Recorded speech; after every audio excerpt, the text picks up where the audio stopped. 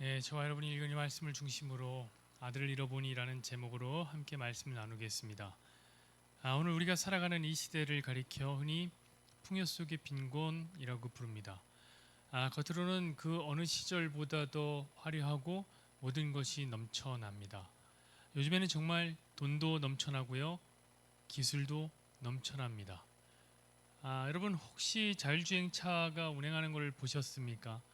목적지만 찍으면 주차장까지도 내려가서 알아서 주차까지 해준답니다. 이번에 그 테슬라가 로봇 택시를 만드는데 그 차를 보면요, 조향 핸들이 없어요. 페달도 없어요. 그 말은 뭐냐면 더 이상 운전자가 필요하지 않다는 겁니다. 도대체 얼마나 기술이 발달한 건지 감도 안 옵니다. 이 시대는 정말로 필요한 모든 것이 존재하고 돈만 있다면 모든 것을 할 수 있는 시대입니다. 그러나 가득가득 차 있는 이 세상을 가만히 지켜보고 있노라면 그와는 다르게 우리의 내면은 무언가 텅 비어있는 듯한 느낌, 그 어떠한 공허함을 지울 길이 없습니다. 이는 마치 모래알처럼 혹은 물처럼 온 힘을 다해서 꽉 쥐어 보려고 하면 할수록, 꽉 쥐면 쥘수록 손가락 사이로 다 빠져나가는 겁니다. 그런 시대가 바로 풍요 속의 빈곤입니다. 자, 그런 의미에서 사람들이 퉁명스럽게 말하는 게 맞는 것 같기도 합니다. 뭐냐면 신은 모든 것을 다 주지는 않는다. 맞습니다. 여러분에게 힘이 있습니까? 부드러움이 부족하고요. 인기가 있습니까? 그러면 성품이 별로인 뭐 그런 거 있잖아요. 자, 그렇다면 모든 것을 가질 수 없다면 풍요 속의 빈곤이라는 말은 어쩌면 세상엔 공짜는 없다라는 말과 일맥상통하는 바가 있는 것 같습니다. 제가 얼마 전에 유튜브 쇼츠에서 이창섭이라는 아이돌이 그 대학에 돌아다니면서 전과생이 돼서 수업을 듣는 전과자라는 컨텐츠를 봤는데요. 이창섭이 이번엔 문학창 작가에 갑니다. 그리고 거기서 동화 하나를 쓰는데 그 동화가 제 마음을 상당한 반향을 불러일으켰습니다. 무슨 동화냐면 제목이 세상에 공짜는 없다라는 동화입니다. 이 동화의 주인공은 누구냐면 욕심 많은 소년인데요. 그 줄거리가 이렇습니다. 평소에 핸드폰도 바꾸고 싶고 컴퓨터도 바꾸고 싶은 어떤 욕심 많은 소년이 있었습니다. 그런데 어느 날 밤 달빛과 함께 하늘에서 산신령이 내려와서 리모컨을 하나 소년에게 쥐어줍니다.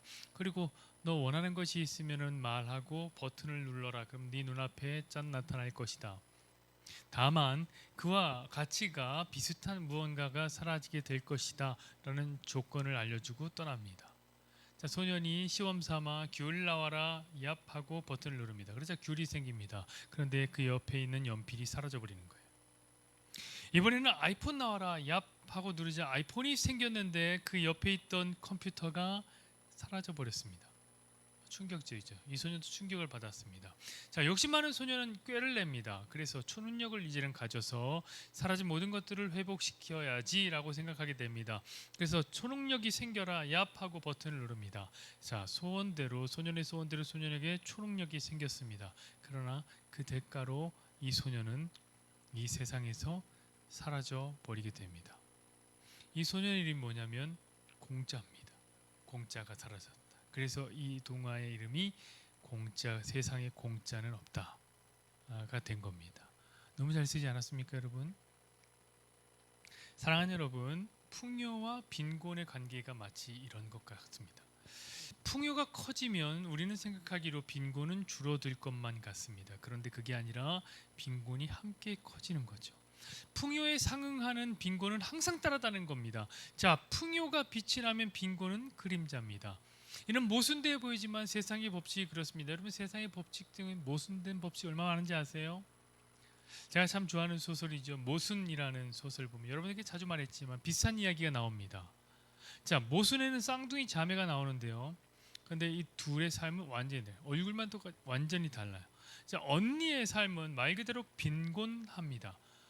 언니는 가난했습니다. 가난한 남자와 결혼했기 때문입니다. 그런데 그 남자 술주정에 폭행까지 합니다. 여러분, 세상에 여자를 때리는 놈치고 이 제대로 된 놈 없죠. 그런 나쁜 놈이 없습니다. 재수없게 언니는 나쁜 놈을 만난 겁니다. 언니의 삶은 빈곤해요. 만약에 빈곤이라는 단어가 육체를 비우면 그 언니로 나타날 것이 분명했습니다. 반면 동생은 완전히 다른 삶을 살고 있죠. 동생의 삶은 그야말로 풍요입니다. 부자 남편을 만나 풍요롭게 살고 있었습니다. 비싸고 좋은 고급 주택에서 부족한 것 하나 없이 우아하고 고매하게. 동생은 그렇게 한평생을 삽니다. 자, 둘의 삶이 얼마나 달랐던지. 원래는 이 둘이 일란스탄 완전히 똑같이 생겼는데 살다 보니 어느새 얼굴이 완전히 바뀌게 됩니다. 자, 풍요와 빈곤이 각자의 삶에서 그 둘의 얼굴을 바꾸어 버린 겁니다. 그런데 사랑하는 여러분, 세상에 공짜는 없는 거죠. 언니의 삶은 빈곤했지만 생의 의지로 넘쳐납니다. 왜요? 자기가 열심히 살아야 자식을 키우고 입에 풀칠이라도 할 수 있기 때문입니다. 생의 의지를 불사를 수밖에 없어요. 반면 동생은 풍요로웠기 때문에 빈곤이 찾아옵니다. 동생은 허무 속에서 자신의 생을 스스로 마감하게 됩니다. 여러분, 세상에 공짜는 없는 겁니다. 자, 그렇다면 과연 여러분은 무엇을 얻고 무엇을 잃고 살아가고 있습니까?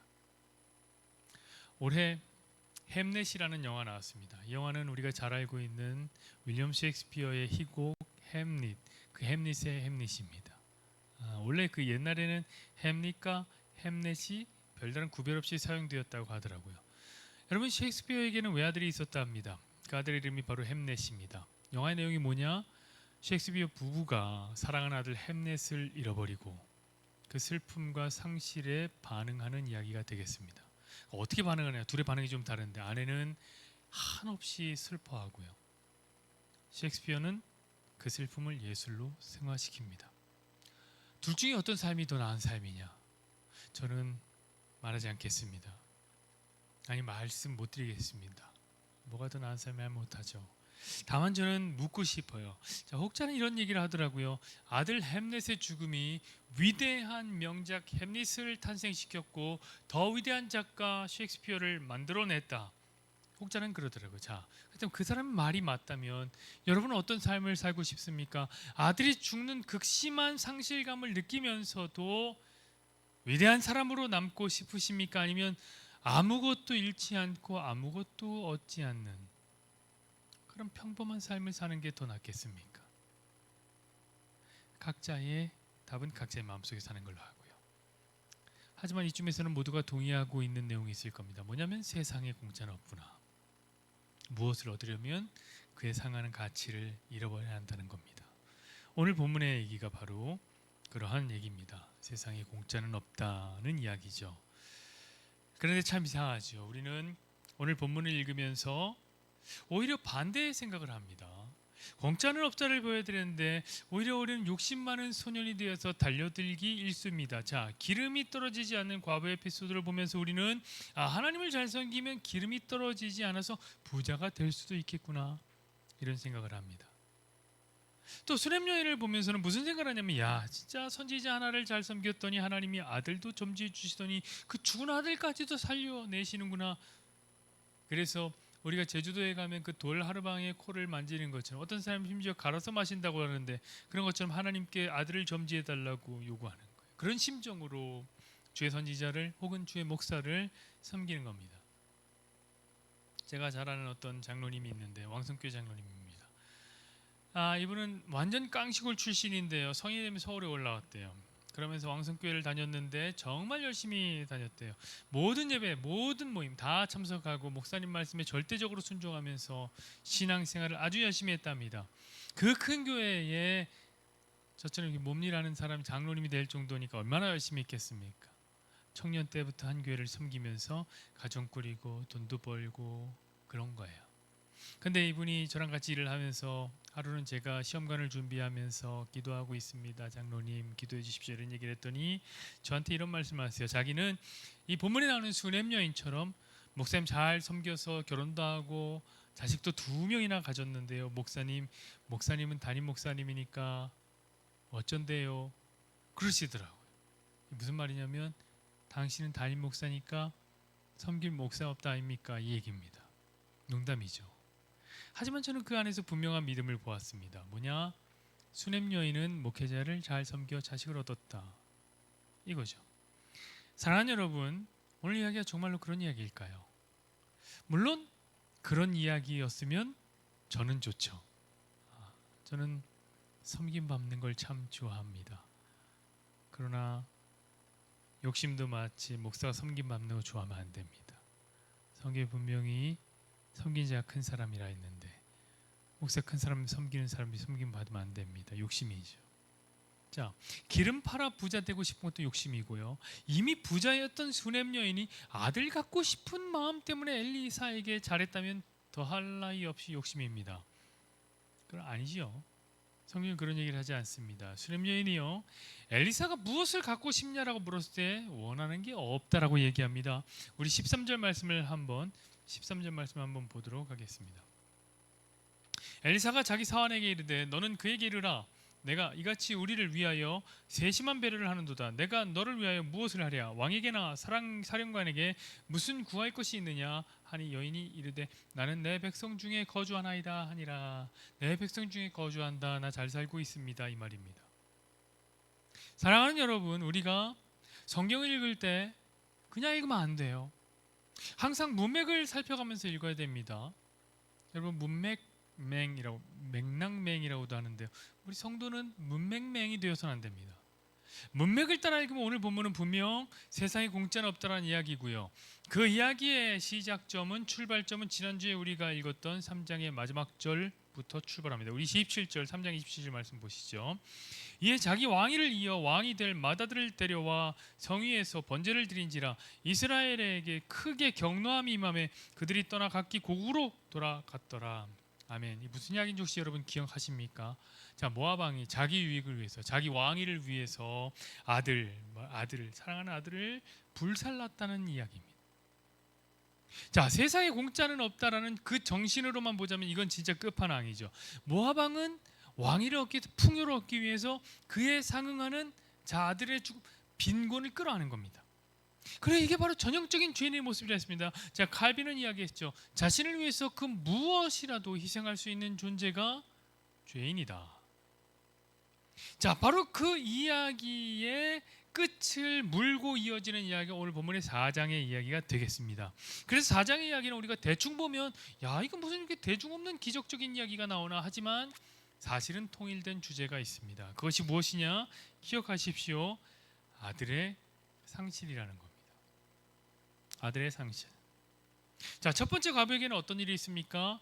죽은 남편이 빚을 진 거예요. 그래서 그 빚 때문에 두 아들이 종으로 팔려가게 생긴 위기에 처합니다. 그게 뭡니까? 아들의 상실. 두 번째 에피소드는 뭡니까? 부유한 수넴 여인이요, 아들이 없다는 것도, 아들이 없으니까 아들이 상실되어 있는 건데 그것도 보여주는 건데, 자, 선지자에 의해 늦게 얻게 된 늦둥이 아들이 자기 무릎을 베고 누워서 그만 죽는 것을 경험한 거예요. 끔찍한 아들의 상실을 경험하는 거죠. 자, 마지막 에피소드는 선지자의 제자들의 이야기인데 보면은 선지자의 제자들이요, 기근을 당해서, 기근 속에서 배가 고파서 굶어 죽게 된 겁니다. 그래서 피죽이라도 한번 끓여 먹어볼 요량으로 풀을 넣어서 끓였는데 그게 독풀을 잘못 쓴 거예요. 못 먹게 되어버린 겁니다. 그래서 이제는 어떻게 되냐면은 이 독을 마셔서 죽거나 아니면은 안 마시고 굶어 죽거나 둘 중에 하나를 선택해야 하는, 그러나 뭘 선택해도 결국엔 죽는 절체절명의 상황에 놓여 있는 겁니다. 자, 그러면은 목사님 이걸 그러면은 아들의 상실 아닌데 이거 제자의 상실인데요? 그렇게 물을 수 있습니다. 그러나 아닙니다. 이 에피소드 역시 아들의 상실입니다. 왜냐하면 우리는 잘 몰라요. 우리 히브리어를 잘 몰라요. 하지만 본문 이 38째 나오는 이 선지자의 제자라는 말에서 이 제자라는 히브리어 단어는 히브리어로 벤이라고 하는데, 벤, 그건 아들을 뜻하는 단어입니다. 둘은 똑같아요. 여러분 한번 생각해 보십시오. 당시 아들이 뭐냐면, 아들은 가문을 잇고 아버지의 뜻을 잇기 위해서 필요한 것, 그래서 중요한 거예요. 왜냐하면 아버지는 죽고 사라지지만 사실 아버지라는 존재가 이 아들을 통해서 계속해서 이어진다는 거, 계속해서 영속한다고 믿었거든요. 아들은 그런 의미에서 이 히브리 문화에서 중요한 겁니다. 그렇다면 제자도 마찬가지. 여러분 제자가 뭡니까? 제자는 스승의 뜻을 이어받아서 스승이 계속해서 존재하게 만드는 거란 말이에요. 그런 의미에서 히브리어에서는 아들과 제자를 동일한 단어로 사용하는 겁니다. 그렇다면 이 세 번째 에피소드 역시 아들의 상실이 되겠습니다. 그게 바로 문맥상 3장 마지막 에피소드와 연결이 되어 있는 거죠. 매우 중요한 거예요. 매우 놓치면 안 된 본문이 문맥이에요. 무슨 이야기를 하고 있느냐? 죄는 자기를 얻기 위해 아들을 희생시킬 수 있는 존재라는 것을 턱 보여주는 거예요. 그래서 누가 죄인이냐 하면 모아방만 죄인이냐? 아닙니다. 여러분 성경은 항상 말하기를 우리 모두가 죄인이라고 합니다. 그럼 다시 한번 주지시켜드리죠. 죄는요 자기 자신을 위해서 다른 모든 걸 희생시킬 수 있는 거예요. 이는 상당히 바보 같은 짓이죠. 자, 세상에 공짜는 없다라는 동화에 나오는 이 공짜라는 욕심 많은 소년처럼 죄는 스스로 왕이 되기 위해서 하나님을 버려버리고요. 죄는 자존심을 얻기 위해서 영원한 생명을 버려버리는 존재예요. 누가 그러냐면 아담이 그랬습니다. 여러분 생각해 보십시오. 아담은 명령을 듣는 종이 되고 싶지 않았어요. 그래서 스스로 명령을 내리기로 하죠. 왕이 되겠다는 겁니다. 그래서 하나님이 먹지 말라고 했던 선악을 알게 하는 나무의 열매를 먹은 겁니다. 그 결과 어떻게 되냐면 인간은 하나님을 잃어버리게 되는 거예요. 그게 죄이에요. 자기를 얻고 하나님을 버리는 거. 바보죠. 자, 아담은 또 어땠습니까? 스스로 왕이 되어서 기분이 좋았을 것 같아요. 자, 선악과를 먹는 순간 자존감이 막 올라가고 어깨에 뽕이 막 이렇게 하늘 높은 줄 올라갈 겁니다. 그런데 보세요. 아담은 자존심이라는 것을 얻고 뭘 잃어버리냐면 영원한 생명을 잃어버립니다. 어마어마하게 바보 같은 결정이죠. 그러나 세상에 공짜는 없는 겁니다. 하나를 선택하면 하나를 버려야 되는 거예요. 자, 그렇다면 과연 아담만 그랬겠느냐? 아니죠.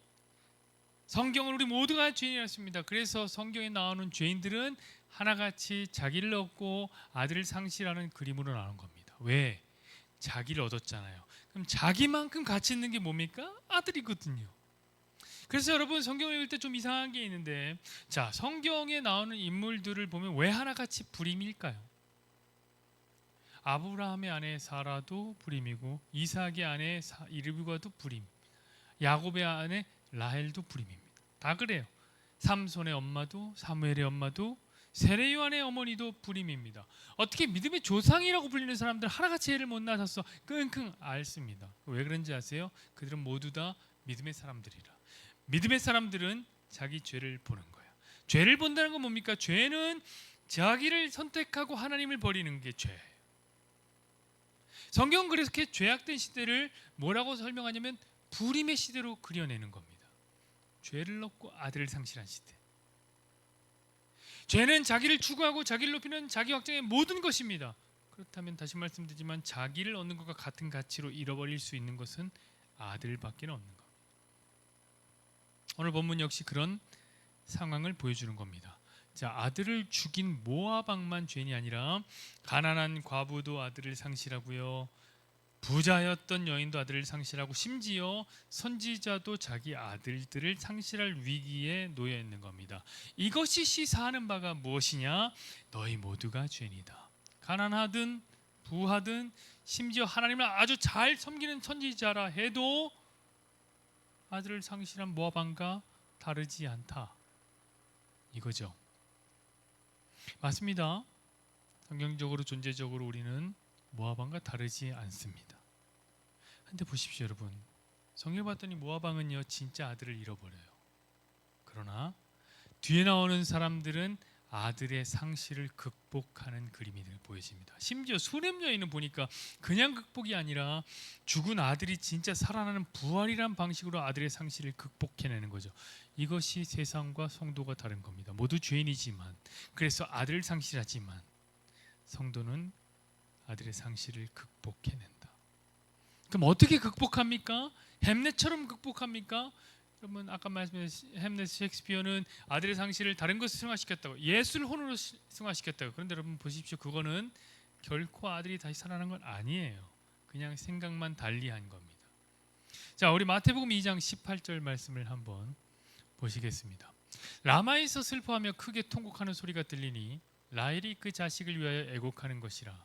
그가 자식이 없으므로 위로받기를 거절하였도다 함이 이루어졌느니라. 아멘.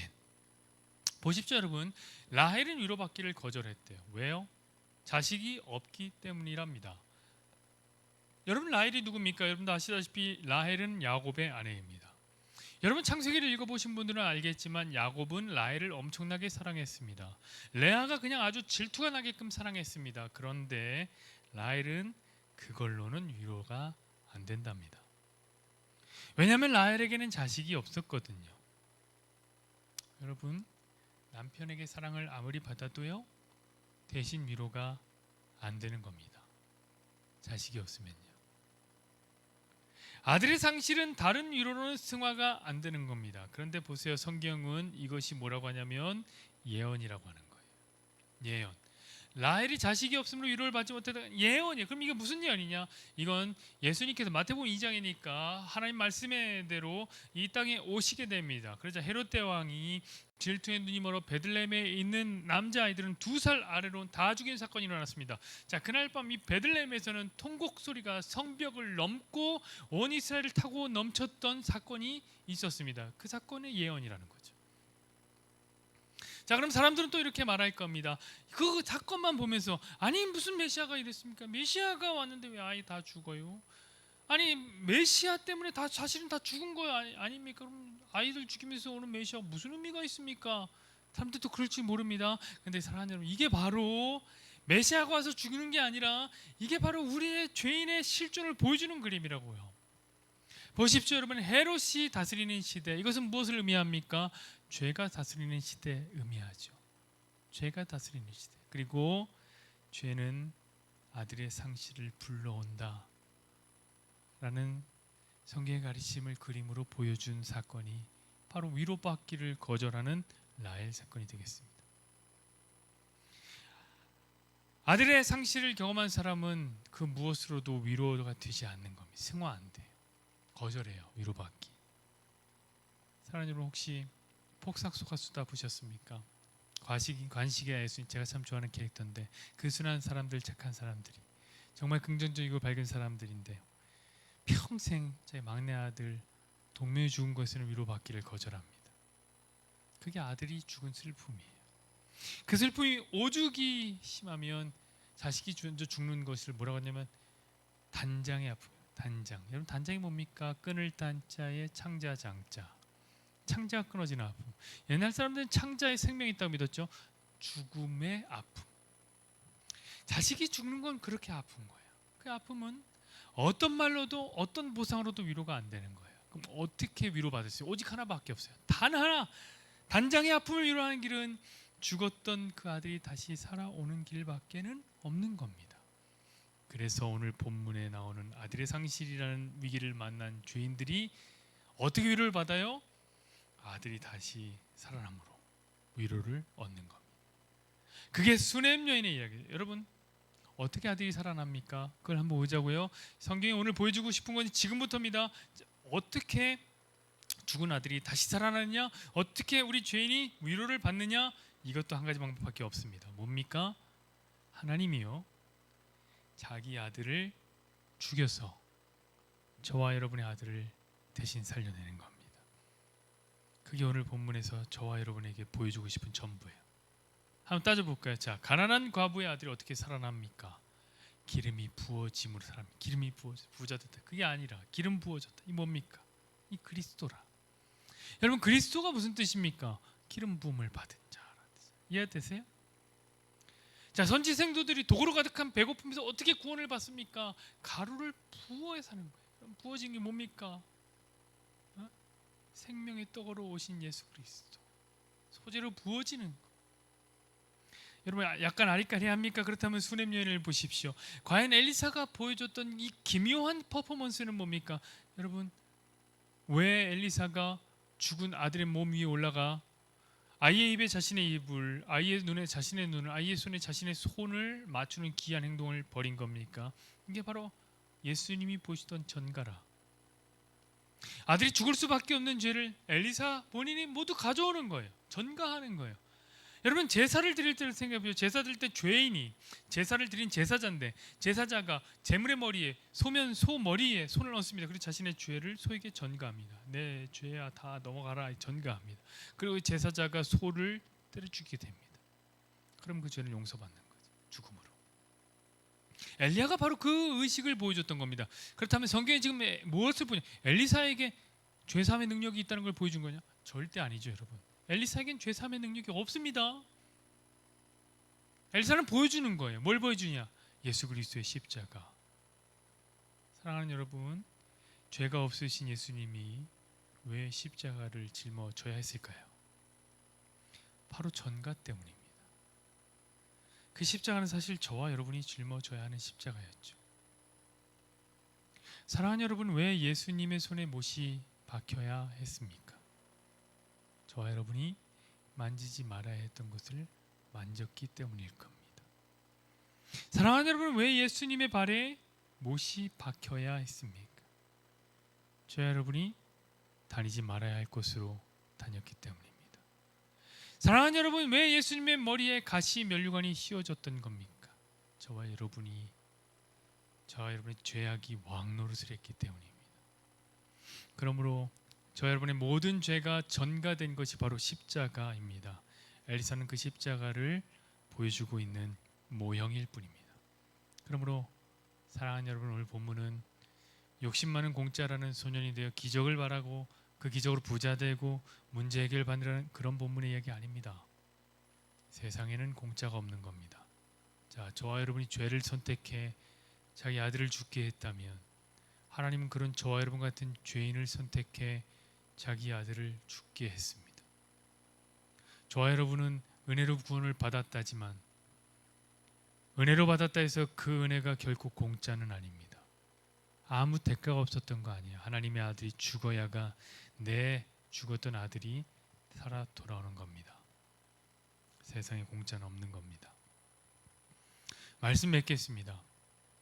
오늘날 우리가 살아가는 이 세상을 풍요 속의 빈곤이라고 하지만 누군가는 공감 상실의 시대라고도 부릅니다.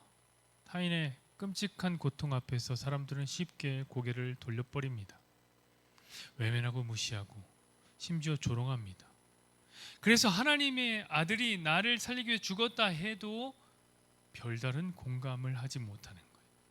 자, 하나님의 아들이 십자가 위에 매달려 엘리 엘리 라마 사박다니 라고 나의 하나님 어찌하여 나를 버리셨나이까 이렇게 울부짖었다 해도 그것은 내 일이 아니므로 외면하고 무시하고 심지어 조롱까지 합니다.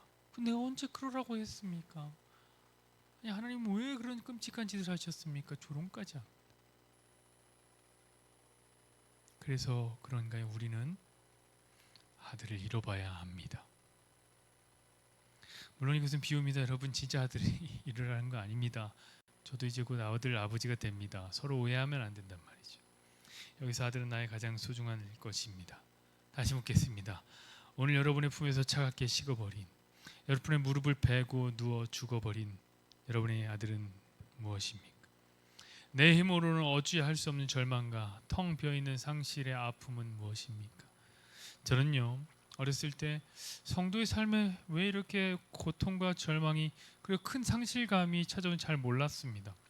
아니, 하나님의 사랑받는 백성들이, 하나님의 사랑하는 자녀가 왜 아픔을 겪어야 하고 왜 상실감 속을 살아야 하는지 저는 도무지 이해하기가 어려웠습니다. 그런데 이제는 조금 알 것만 같습니다. 물론 지금도 저는 여러분의 아무 문제가 없었으면 좋겠습니다. 마냥 여러분이 행복하셨으면 좋겠습니다.